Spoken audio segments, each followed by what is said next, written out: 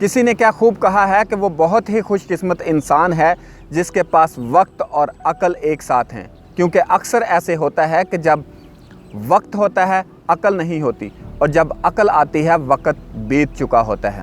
میں ہوں سہیل امجد، ایک نئی کہانی کے ساتھ آپ کی خدمت میں حاضر ہوں۔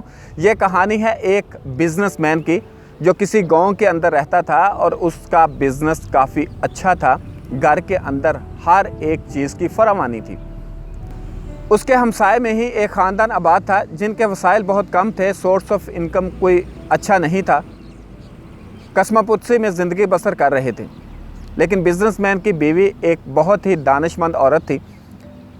بزنس مین کی بیوی ہفتے میں 1-2 بار اپنے بچوں کو ہمسائے کے گھر میں بھیجتی اور کچھ نہ کچھ چیز منگوا لیتی تھی۔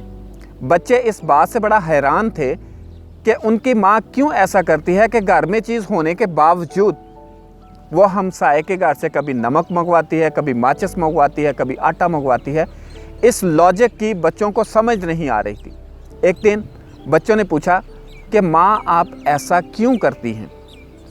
تو ماں نے ان کو بتایا کہ بیٹا اگر ہم ان کے گھر سے کوئی چیز نہیں لے کے آئیں گے تو یہ ہمارے گھر میں جب کوئی چیز لینے کے لیے آتے ہیں تو یہ اپنے آپ کو شرمندہ فیل کریں گے، کمتر فیل کریں گے اور ہیزیٹیشن فیل کریں گے۔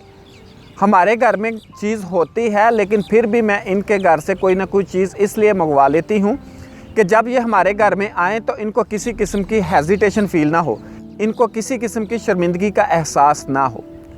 بچوں کو اپنی ماں کا آئیڈیا بہت پسند آیا۔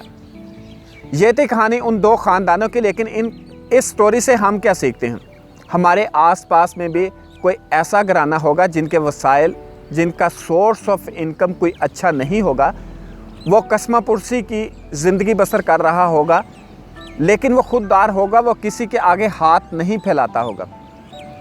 تو ہم بھی یہ طریقہ اڈاپٹ کر سکتے ہیں، ان کے گھر سے کوئی نہ کوئی چیز لے سکتے ہیں تاکہ اگر ان کو کسی چیز کی ضرورت پڑے تو وہ بے تکلفی کے ساتھ ہم سے بھی کوئی نہ کوئی چیز لے سکیں۔ اس طرح لینے سے اور دینے سے ایک دوسرے میں پیار اور محبت بڑھے گا، ایک دوسرے کا احساس بڑھے گا۔ اگر آپ غور کریں تو آج سے 20-25 سال پہلے محلے کے اندر ایک تندور ہوتا تھا اور ساری محلے کی عورتیں اسی تندور سے روٹیاں بناتی تھیں۔ محلے کے اندر کسی ایک گھر کے اندر ٹیلی ویژن ہوتا تھا، سارے محلے کے بچے اسی ایک ٹیلی ویژن سے اینک والا جن ڈرامہ دیکھتے تھے۔ محلے کے اندر ایک ہی ٹیلی فون ہوتا تھا اور اس ٹیلی فون پر سارے محلے والے کال سنتے تھے۔ کسی کی شادی ہوتی تھی تو پورے محلے کے بستر اور چارپائیاں اکٹھی کی جاتی تھیں۔ کسی ایک گھر کے اندر حلوہ بنتا تھا تو پورے محلے کا منہ میٹھا ہو جاتا تھا۔ کسی ایک بزرگ کے پاس حقہ ہوتا تھا، پورے محلے کے بزرگ اسی حقہ کو نوش فرماتے تھے۔